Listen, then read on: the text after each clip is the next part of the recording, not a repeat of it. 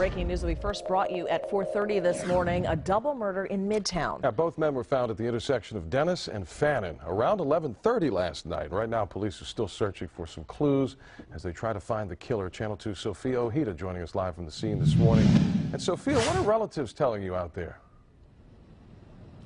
Yeah, the victim's family is telling me the two victims were having some sort of trouble with another group of people, and that was going on for several months now. He says that he was supposed to be picking up one of the victims here around 11 last night, and he got here.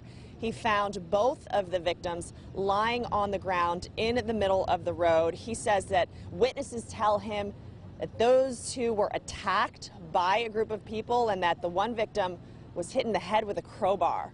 Now here's a picture of one of those victims, 35-year-old Robert Isaac. We got this picture from his family. His mother tells us he goes by the name Shantae. She tells us her son was a transient and would stay with her and other friends. Now the family also says that the other victim, also in his 30s, Willie Sims, they say that he was shot to death after trying to help Shantae from the attackers.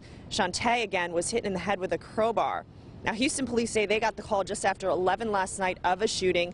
When they got to the intersection of Dennis and Fannin, they found one body in the middle of the road. The other victim was in the ambulance, had passed away in the ambulance. They tell us they're not sure if the men were in a car or walking on the road. Now, Robert Isaac's friend, who also goes by Shantae, says he was trying to keep her awake when he got here.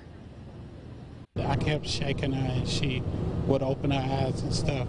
So she was still breathing when she got in the ambulance. So I think after they got through working on her, she didn't make it.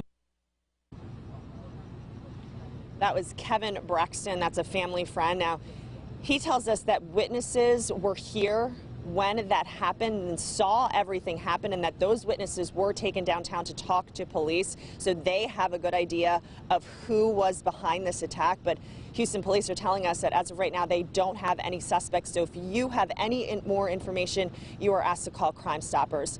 Live in Midtown, Sofia Ojeda, KPRC Channel 2 News.